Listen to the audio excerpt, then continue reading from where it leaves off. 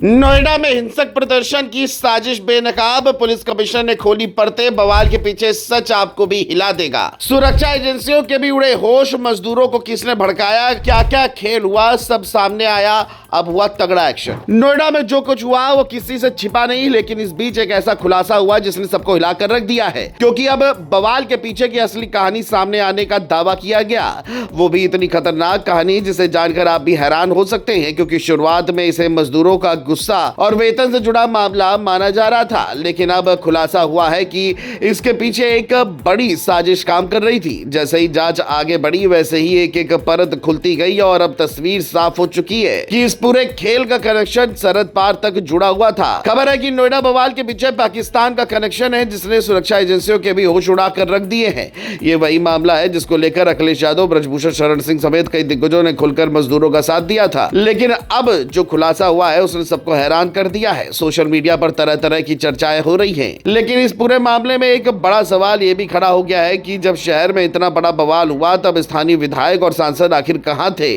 जनता ये जानना चाहती है कि जिन जनप्रतिनिधियों को उन्होंने चुना उनकी जिम्मेदारी क्या सिर्फ चुनाव तक ही सीमित है। ना कोई खुलकर बयान सामने आया, ना कोई प्रेस कॉन्फ्रेंस की गई और ना ही मौके पर आकर लोगों से बात की कोशिश दिखी। ऐसे वक्त में जब हालात बिगड़ते हैं तब नेताओं का सामने आना और लोगों को भरोसा देना बेहद जरूरी होता है, लेकिन यहाँ एक तरह की खामोशी देखने को मिली जिसने लोगों के मन में कई सवाल खड़े कर दिए हैं कि आखिर जनप्रतिनिधि अपनी जिम्मेदारी कब निभाएंगे। जो भी हो, मगर अब इसी बीच नोएडा प्रदर्शन की परतें खुलती गई हैं। दरअसल गौतम बुद्ध नगर की पुलिस कमिश्नर लक्ष्मी सिंह ने प्रेस कॉन्फ्रेंस कर पूरे मामले का खुलासा किया। उन्होंने साफ बताया कि 13 तारीख को जब पुलिस ने हालात को संभाल लिया था, उसी समय सोशल मीडिया के जरिए एक फर्जी माहौल बनाया गया। 2 एक्स हैंडल्स के जरिए ऐसी भ्रामक जानकारी फैलाई गई जिससे लोगों में डर और गुस्सा बढ़े।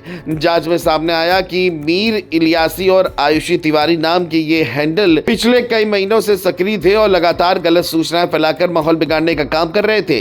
आज भी इस जनपद में सभी सेक्टर्स में शांति व्याप्त है, काम चल रहा है, श्रमिक आ रहे हैं और जा रहे हैं। इसी क्रम में 13 तारीख को जब कुछ हिंसक 2 जगहों पर हिंसक भीड़ ने बवाल करना चाहा था और पुलिस ने उसे नियंत्रण किया था, उस दौरान जब सारा बवाल शांत हो गया था तो उसके बाद दोपहर में 2 सोशल मीडिया हैंडल्स के द्वारा एक फॉल्स नैरेटिव तैयार करते हुए गलत तथ्यों को अपने हैंडल से ट्वीट किया गया था और उसके बाद उसको वायरल कराया गया था। मौके से ही वापस लौट रहे श्रमिकों के पुनः उत्तेजना में आने और उनके द्वारा पुलिस के साथ दोबारा से मोर्चा संभालने की दिशा में एक मजदूर के हाथ से ही इसकी जो सूचना प्राप्त होने पर इसको तत्काल वेरीफाई कराया गया था और उसमें पुलिस की गलत फायरिंग, पुलिस ने फायरिंग की और कुछ लोगों की मृत्यु हुई, ऐसे गलत तथ्य डालकर मजदूरों को उकसाने की दिशा में महत्वपूर्ण रोल अदा किया गया था।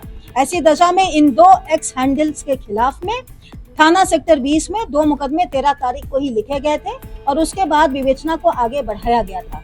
ट्विटर से आज प्राप्त डेटा के अनुसार जो उन्होंने अपने टेक्निकल डिटेल्स हमें उपलब्ध कराए हैं और उसके एनालिसिस के उपरांत ये फैक्ट सामने आया है कि ये दोनों ही ट्विटर हैंडल्स @ProudIndian नवी एंड एक आपका है जिसकी सूचना आपको अलग से दे दी जाएगी जो उस FIR का हिस्सा है।